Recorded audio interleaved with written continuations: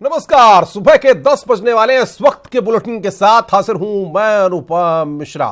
प्रदेश की हर छोटी बड़ी खबरों को हम आपको दिखाएंगे, लेकिन सबसे पहले बात कर रहे हैं इस वक्त की बड़ी खबर की। चंद्रयान की हम बात कर रहे हैं। चंद्रमा के कई रहस्यों का पता लगाने के लिए इसरो का चंद्रयान 2 15 जुलाई को चांद के लिए रवाना होगा। चंद्रयान 2 के लिए कई तकनीक IIT कानपुर ने तैयार की है। इसमें सबसे अहम है मोशन प्लानिंग। चांद की सतह पर रोवर कैसे, कब और कहां जाएगा, इसका पूरा आपको बता दें कि प्लान जो है IIT कानपुर के इलेक्ट्रिकल इंजीनियरिंग विभाग ने तैयार किया है। चंद्रयान 2 में 3 अहम मॉड्यूल हैं, ऑर्बिटर, लैंडर और रोवर। IIT कानपुर ने इसके मोशन प्लानिंग सिस्टम पर काम किया है। चंद्रयान 2 के चांद पर उतरते ही मोशन प्लानिंग का काम शुरू हो जाएगा। इसके अलावा यान के संचालन में ज्यादा खर्च न हो, इसके लिए भी वैज्ञानिकों ने यहां पर काम किया है। तो इसरो का मिशन चंद्रयान 2 है आज, और 15 जुलाई को आपको बता दें कि यह लॉन्च होगा। IIT कानपुर के वैज्ञानिकों ने आपको बता दें कि इसके लिए तैयारी की है। इसरो को IIT कानपुर दे रहा है तकनीकी मदद। इसरो का यह पूरा मिशन है। चंद्रयान 2 को रास्ता दिखाएगा IIT कानपुर। चंद्रयान 2 के लिए IIT कानपुर ने मोशन प्लानिंग बनाई है। चंद्रयान 2 के बारे में जो विस्तार से जानकारी है वो हम आपको ग्राफिक्स के जरिए आपको स्क्रीन पर दिखा रहे हैं। चंद्रयान 2 के 3 हिस्से हैं। ऑर्बिटर ये अपने पेलोड के साथ चंद्रमा का चक्कर लगाएगा। तो ये पूरी जानकारी हम आपको बता रहे हैं। इसका नाम है प्रज्ञान, जिसका मतलब होता है बुद्धि। तो इन तीनों हिस्सों के बारे में रोवर, इसमें 2 पेलोड होंगे। ये सोलर एनर्जी से चलेगा।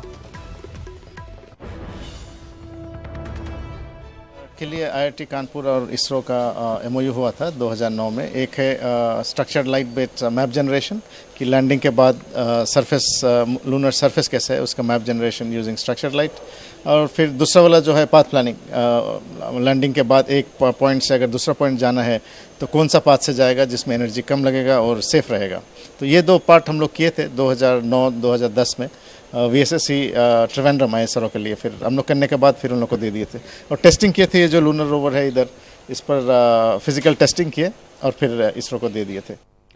तो भारत का मिशन चंद्रयान 2 15 जुलाई को लॉन्च होगा। चंद्रयान 2 तड़के 2:51 पर GSLV-M के थर्ड रॉकेट से लॉन्च होगा। चंद्रयान 2 चांद के दक्षिणी हिस्से पर लैंड करेगा और लैंडिंग के साथ भारत चांद की सतह पर उतरने वाला चौथा देश बन जाएगा। किसी देश ने चांद के दक्षिणी ध्रुव के पास नहीं उतारा है यान। GSLV-M के थर्ड 60,000 किलो वजनी रॉकेट है। और बातचीत करने के लिए इस खबर पर हमारे साथ कानपुर से श्याम तिवारी हमारे संवाददाता जुड़ रहे हैं सीधे लाइव। श्याम, जाहिर तौर पर IIT कानपुर के साथ साथ समूचे उत्तर प्रदेश के लिए भी ये पल काफी ऐतिहासिक होगा, क्योंकि IIT कानपुर की अगर हम बात करते हैं तो एक प्रतिष्ठित संस्थान है और जाहिर तौर पर उनको जब इस तरह का मौका मिल रहा है तो ये पूरे प्रदेश के लिए एक उपलब्धि है। बताइए आप, ये मोशन प्लानिंग किस तरीके से IIT कानपुर वहां पर कर रहा है और उसके वैज्ञानिक किस तरीके से तैयारी कर रहे हैं? अनुपम, IIT कानपुर और उत्तर प्रदेश ही नहीं, ये देश और दुनिया के लिए प्रतिष्ठा का विषय है। जो देश के वैज्ञानिक हैं उनके प्रतिष्ठा का विषय है और पूरे दुनिया की निगाहें भारत के इस चांद मिशन पर हैं, क्योंकि भारत एक ऐसा देश है जिसने 11 सालों के भीतर दूसरा चंद्रयान भेजने की पूरी तैयारी कर ली है, जो कि 15 तारीख को चंद्रयान 2 के नाम से इस मिशन को लॉन्च किया जाएगा। और IIT कानपुर ने जो रोवर बनाया गया है, जिसका कि वजन 27 किलोग्राम है, जो चांद की सतह पर लैंड करने के बाद चांद पर मूव करेगा और वहाँ पर पानी, अन्य खनिज, वहाँ का वातावरण, वहाँ के क्लाइमेट, गर्मी के बारे में जानकारी ऑर्बिट को भेजेगा और ऑर्बिटर के जरिए वो जानकारी धरती पर आएगी और इसके बाद में ये एनालिसिस करने में आसानी होगी कि चांद का वातावरण किस तरीके का है, वहाँ पर पानी की मौजूदगी है या नहीं, वहाँ पर किस तरीके के खनिज पाए जा रहे हैं। आपको बता दें कि IIT कानपुर ने बहुत ही अहम तकनीक इसरो को दी है। ये तकनीक ये है कि जो रोवर है वहाँ पर, लूनर रोवर जब पहुँच जाएगा तो उसके बाद उसको कहाँ पर जाना है, कितनी देर में जाना है, उसका जो मैप है, उस मैप जनरेशन का काम और पाथ जनरेशन का काम IIT कानपुर की तकनीक की सहायता से होगा। इस तकनीक को काफ़ी सालों पहले ही इसरो को दे दिया गया था, लेकिन इसरो लगातार चंद्रयान 2 पर काम कर रहा था, जो कि 15 तारीख को लॉन्च होगा। और आपको बता दें कि जिस तरीके से इस मिशन को बनाया गया, पूरी तरीके से स्वदेशी मिशन है, मेड इन इंडिया मिशन है। और जो अंतरिक्ष से जुड़ी जानकारियाँ होती हैं, जो तकनीक होती है, वो आमतौर पर दूसरे देश एक दूसरे के साथ साझा नहीं करते। तो भारत के लिए एक बहुत बड़ी चुनौती भी माना जा रहा था कि 11 साल के भीतर दूसरा चंद्रयान लॉन्च करना। बता दें कि पहला चंद्रयान 1 जो था वो चंद्रमा की धरती पर नहीं उतरा था, उसको ऑर्बिट में स्थापित किया गया था और उसमें वहाँ से तस्वीरें भेजी थी। और ये जो मिशन है, इसमें रोवर ना केवल वहाँ पर चांद की धरती पर उतरेगा बल्कि वहाँ पर मूवमेंट भी करेगा और वहाँ पर खनिज और पानी की तलाश करेगा, उसके बाद वहाँ के क्लाइमेट के बारे में जानकारी देगा। इस रोवर को विशेष तौर से डिज़ाइन किया गया है।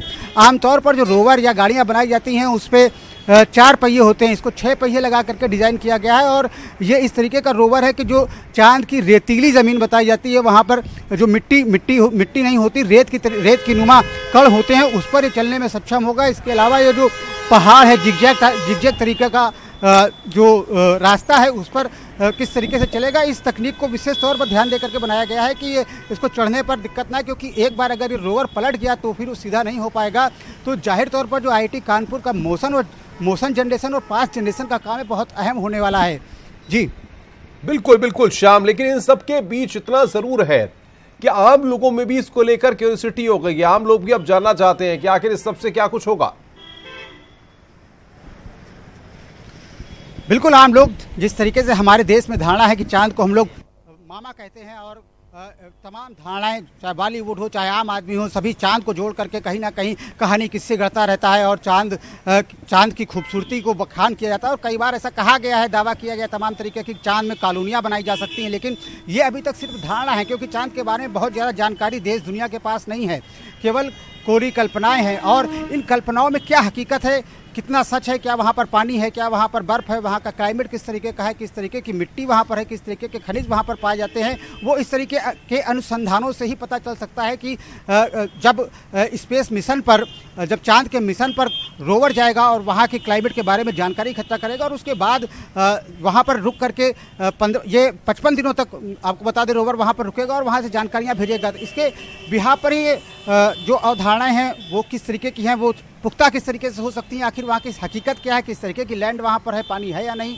ये तभी पता चल पाएगा। और इसके बाद ही चांद पर भविष्य किस तरीके का हो सकता है, क्या वाकई में चांद पर कोई जा करके रह सकता है, इस अवधारणा को, इसको बल मिलेगा और ये बातें पुख्ता हो पाएंगी कि आखिर चांद पर भविष्य किस तरीके का होने वाला है, चांद के बारे में पूरी जानकारी कैसे हो पाएगी। आपको बता दें कि भारत चौथा देश बनने जा रहा है जिसने चांद पर रोवर को उतारने जा रहा है। तो कहीं ना कहीं जो देश की बड़ी उपलब्धि है, जो हमारे जो स्पेस के साइंटिस्ट हैं उनके लिए बड़ी उपलब्धि है और देशवासियों को गौरवान्वित करने वाला वो क्षण होगा जिस वक्त ये घोषणा होगी कि हमारा चांद मिशन पूरा हो गया है। क्योंकि श्याम, लेकिन इन सबके बीच में एक महत्वपूर्ण बात है। 2009 से हम सुन रहे थे, जिन वैज्ञानिक से आपने बात की उन्होंने कहा कि 2009 से इसकी प्लानिंग चल रही थी, यानी कि एक लंबा वक्त लगा है इस चंद्रयान 2 को लेकर के, और 10 साल के वक्त के बाद अब ये 15 तारीख को लॉन्च होने जा रहा है।